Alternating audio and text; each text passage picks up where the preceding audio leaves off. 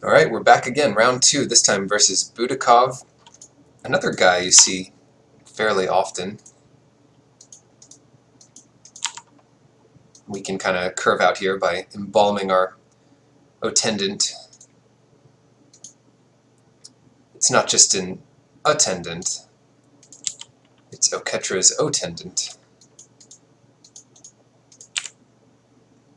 No 2-drop, well that's a good sign here. Could have been a lot worse. But yeah, let's draw a card.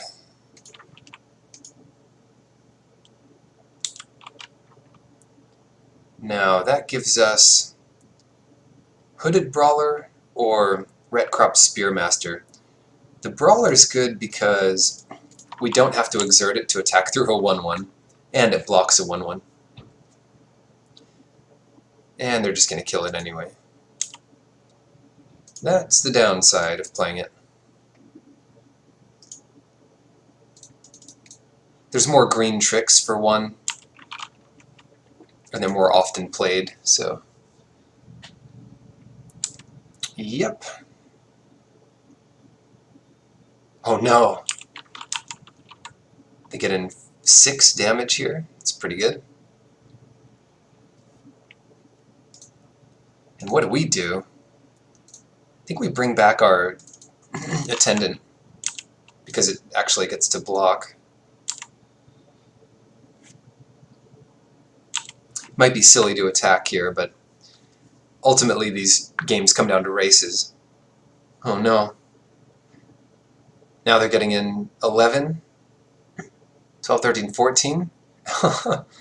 So yeah. Oh, I'm surprised they didn't kill their Inciter, but that gives them haste next turn.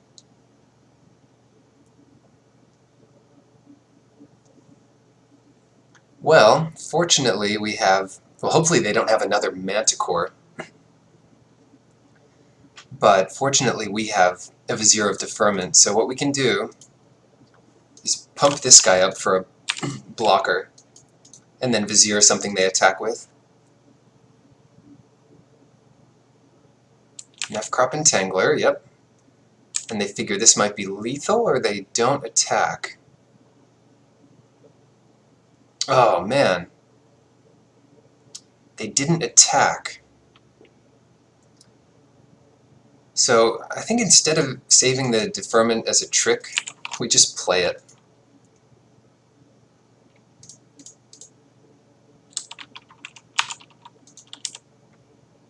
Vitalist, it would be fine, I guess. Just play some more blockers.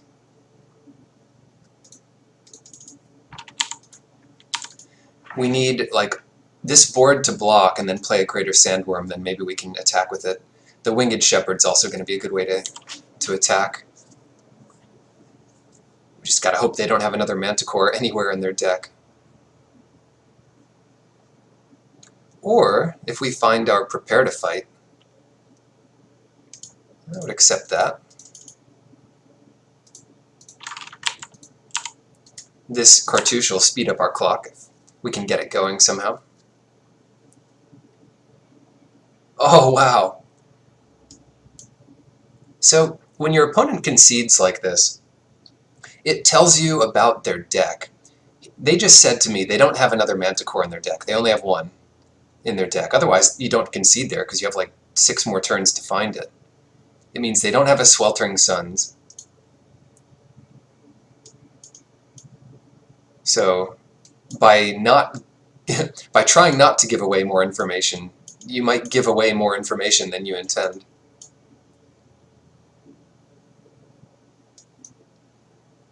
Alright, damage. They're all about damage here. Haze of Pollen could be good. Jeru's Resolve could be good. Sandworm is just a little bit too expensive. And yeah, Hooded Brawler is kind of sketchy too. Sacred Cat could be okay. Again, we'll be on the draw so we can take out 1 land.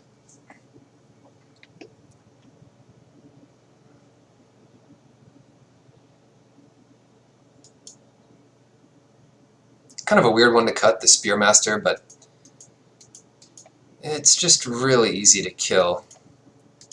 It's a much worse blocker, and that's kind of what we want to do, especially on the draw. We'll see how this works out. Okay, another fine hand with our all-star Watchful Naga. It has our Cycler on turn 2 to help find our third land, which we could draw right away, and we do.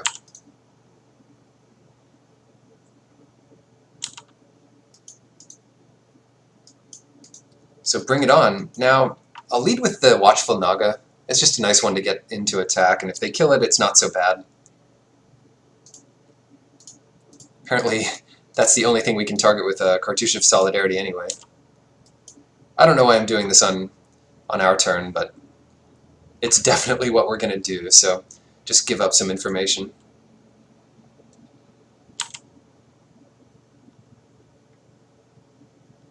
What is this Norse Avatar Viking thing?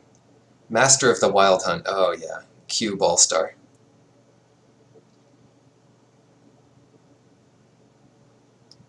And they say, alright, you may draw a card.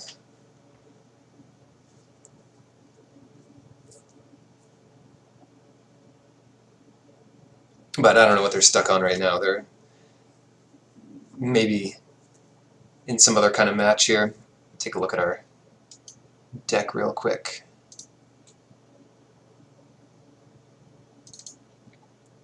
Selesnya deck.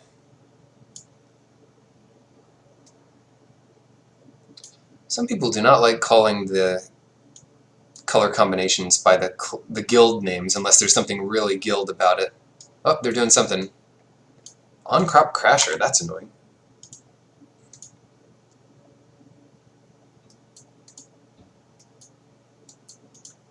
That is hyper-aggressive. But yeah, we'll go Watchful Naga here. It's not like we really need the card draw. We just need, I don't know, a creature in the way. Yeah, they'll exile it. Wow, Ronus Monument off color. That is pretty scary. So, we can take Hooded Brawler and get another blocker with it. This is not great if they electrify the Brawler, but it is very good if all they have is a pump spell for the Crasher. Oh no! So they're getting in for 5 here, nothing we can do about it, except block one of it, lose our guy.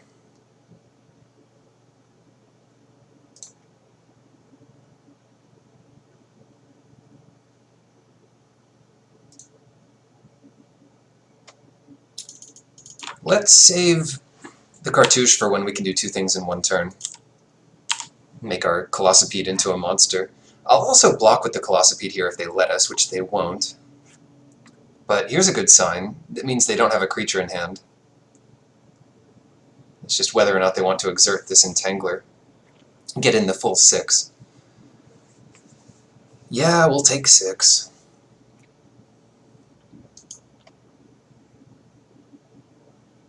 Oh, we really shouldn't take 6, should we? Because if they have exactly that Manticore, well, we might have been dead anyway to that Manticore, so they must not have it. But I don't want to sit at 3 life, in case they do draw their 1 of Manticore. Ugh, taking a bunch anyway. Well, we survive at 1 instead of 0. I guess that was the right play. Surviving at 0 is kind of a tough thing to do. Here, let's get rid of... Alright, let's get rid of the On-Crop Crasher for all time. Then, we can't do much better than gain 2 life here, so we just need to crash and do as much damage as possible. If they do get their Manticore, we lose on the spot because we can only gain 2.